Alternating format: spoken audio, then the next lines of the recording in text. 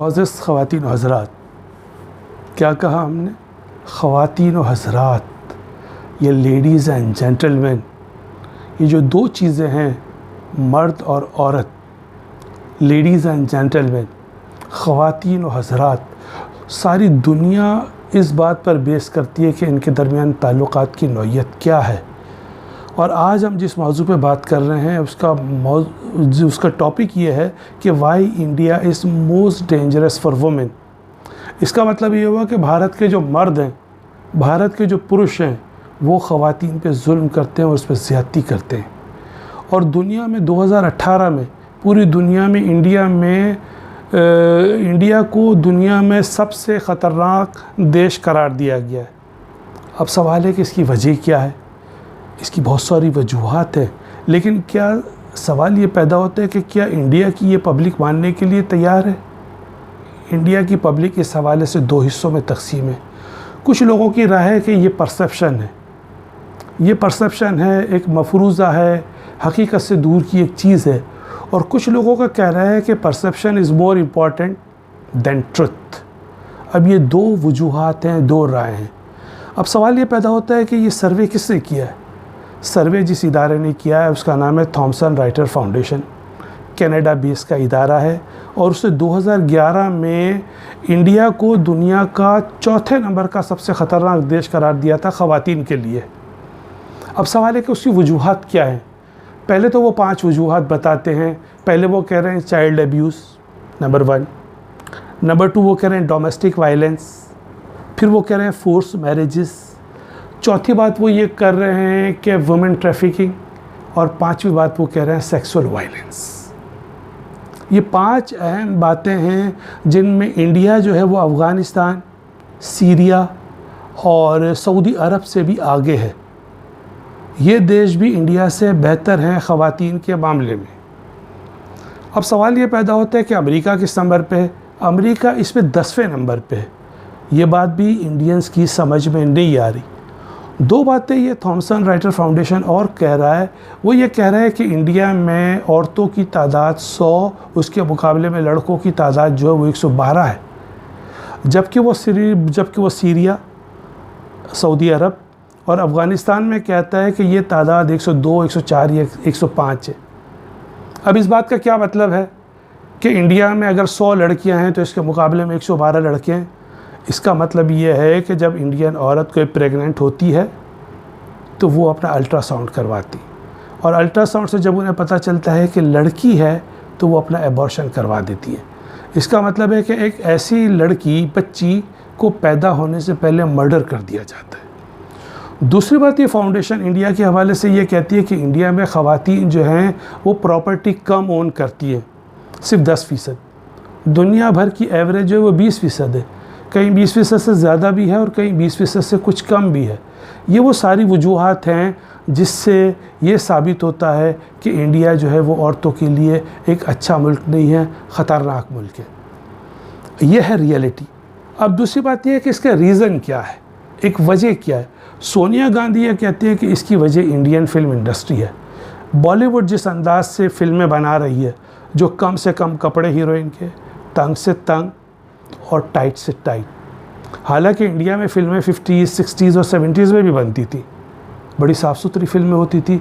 लेकिन late 70s के बाद फिर 80s और 90s में और ये नई सेंचुरी में इंडिया में बहुत ज़्यादा वल्गरिटी आ गई है फिल्मों के हवाले से।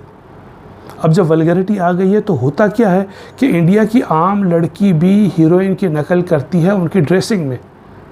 अब जाहिर सी बात है कि हीरोइन एक खुशहाल औरत होती है, उसके पास गाड़ी होती है, उसके पास स्टाफ होता है, उसके पास लोग होते हैं, उसको बसों में सफ़र नहीं करना पड़ता, उसको ट्रेनों में सफ़र नहीं करना पड़ता।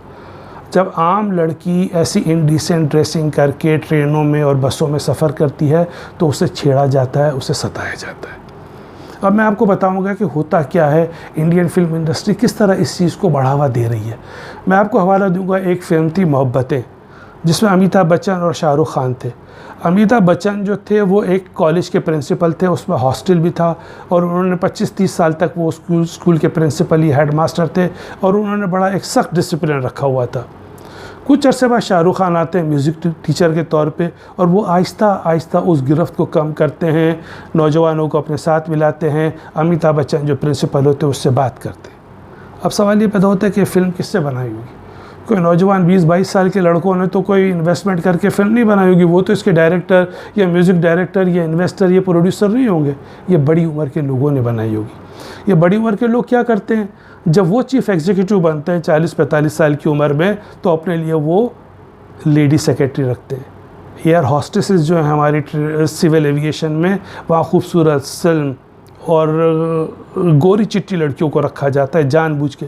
इश्तिहारात पे जिस तरीके से एक्सप्लॉइट किया जाता है कि जो शेविंग क्रीम है उसके इश्तिहारात में भी औरत को लिया जाता है।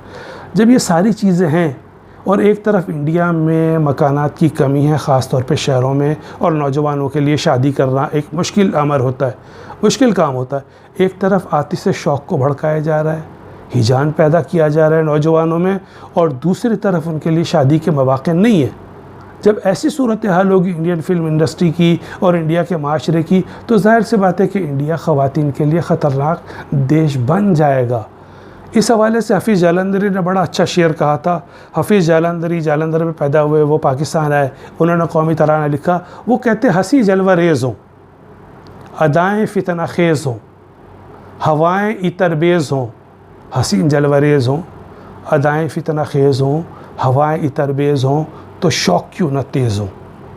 अब हमने गुफ्तगू की है रियलिटी पे कि वाकई इंडिया के अंदर ख़वातीन के लिए जीना मुश्किल हो गया है या नहीं, और दूसरी बात हमने उसकी वजह बताई है जो सोनिया गांधी साहिबा ने हमें ख़ुद बताई है कि इंडियन फिल्म इंडस्ट्री की वजह है।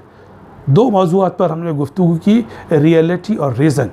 अब हम आ रहे हैं कि इसका सॉल्यूशन क्या है।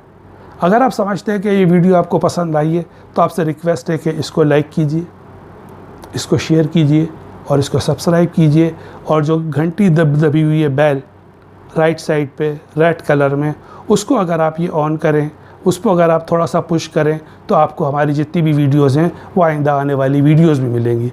अब हम आते हैं सॉल्यूशन की तरफ। इंडिया के अंदर बड़ा अच्छा सॉल्यूशन किया गया है कि वो लड़कियों को कहते हैं कि आपको भी कुदरत ने 2 हाथ दिए, आप मुकाबला कीजिए। दूसरी बात वो ये कहते हैं ख़वातीन के लिए एजुकेशन, एम्पावरमेंट और एनफोर्समेंट, 3 E's उन्होंने दिया है। दूसरा, इंडिया के लोगों ने, इंडिया की हुकूमत ने, इंडिया के दानिश्वरों ने अच्छा काम ये किया है कि एक नारा दिया है, बेटी बचाओ बेटी पढ़ाओ। लेकिन कुछ चीज़ें और हैं जो इंडिया की पब्लिक और इंडिया की इंटेलिजेंशिया इस बात को नज़रअंदाज कर रही है। हम उन पर गुफ्तगू करेंगे। पहली बात, जैसा कि हमने कहा लिबास के हवाले से, उन्हें बताना चाहिए इंडियन लड़कों को कि ये हीरोइन जो लिबास पहनती है इंडिया की लड़कियों के लिए वो लिबास गैर मुनासिब है, उन्हें डिसेंट ड्रेसिंग करनी चाहिए। और पाकिस्तान में भी इस हवाले से, पर्दे के हवाले से बात की जा रही है, और एक इंडियन लड़की हैं रमशा सुल्तान, वो हिजाब के हवाले से उन्होंने अच्छे प्रोग्राम किए। अब पाकिस्तान की जो मॉडर्न ख़वातीन है वो इस चीज़ को नहीं मानती। उसका कहना ये है, जैसे कि अभी 8 मार्च को जो वीमेंस डे था उसमें उन्होंने कहा था कि मेरा जिस्म मेरी मर्ज़ी। वो ये कहती हैं कि हमारी मर्ज़ी है कि हम जैसा भी ड्रेस कोड हमारी अपनी मर्ज़ी होगी। अगर कोई मर्द उससे मुश्तिल होता है, वो प्रोवोक होता है, उसके अंदर अगर हिजान पैदा होता है, तो मर्द को अपना इलाज कराना चाहिए। तो ये 2 राय हैं इस हवाले से कि ख़वातीन को ड्रेसिंग कैसी करनी चाहिए। दूसरी बात, तरबियत के हवाले से, कोई भी मर्द अपने घर की माँ, बहन, बीवी, बेटी, भाभी, फूफी, खाला, चच्ची, मुमानी, उनकी तो वो रिस्पेक्ट करता है, लेकिन बाहर की ख़वातीन की इज़्ज़त वो नहीं करता। तो ये नौजवानों को सिखाने की ज़रूरत है कि वो बाहर की ख़वातीन की भी इज़्ज़त करें। ये तरबियत के हवाले से। तीसरी बात सज़ा के हवाले से है। अब यूरोप और इंग्लैंड का ये माशरा कहता है, अमेरिका का, कि जो मुजरिम है वो मरीज़ है और उसको सज़ा न दी जाए। उन्होंने फांसी की सज़ा पे भी कहा है कि जी फांसी की सज़ा भी नहीं दी जानी चाहिए। तो अब सवाल ये पैदा होता है कि क्या किया जाए। इंडिया में एक लड़की का 2013 में रेप हुआ, गैंग रेप, वो ट्रेन में थी, बाद में वो ज़ख्मी हो गई, उसको इलाज के लिए बाहर भेजा गया और उसकी डेथ हो गई। जब इंडियन महिलाओं ने देखा कि इंडियन मर्द आपे से बाहर हो रहा है तो वो अपने घरों से बाहर निकल आए। अब उन नौजवानों को, 4 नौजवानों को फांसी की सज़ा दे दी गई जो तिहाड़ जेल में थे। तो ये एक अच्छी चीज़ है जो इंडिया का माशरा कर रहा है, लेकिन सवाल ये पैदा होता है कि इस सिलसिले को कैसे आगे बढ़ाया जाए। हमें ये तय करना है कि हम पुरसुकून माशरे चाहते हैं, यही जान अंगेज़। इस हवाले से हम आइंदा भी प्रोग्राम करेंगे। एक चीज़ होती है, मर्द और औरत के दरमियान एक कशिश होती है, और अगर ये कशिश ना हो तो दुनिया का ये कारोबार या रौनक सब ख़त्म हो जाए। अब इसको इंडस्ट्रियलिस्ट एक्सप्लॉइट करते हैं। हमारा आइंदा एक प्रोग्राम होगा कि attraction between man and women and exploitation by industrialist, और दूसरा हम प्रोग्राम करेंगे जना बिल जबर और जना बिल हवाले से, जिसे रेप और एडल्ट्री कहते हैं, ताकि हम इस गुफ्तगू को आगे बढ़ाएं। एक बार फिर आपसे गुजारिश है कि अगर आपको ये चैनल पसंद आया, आप इसको सब्सक्राइब करें, आप इसको लाइक करें, आप इसको शेयर करें, ताकि हमारी दूसरी आने वाली वीडियोज़ भी आपको मिल सकें। बहुत शुक्रिया।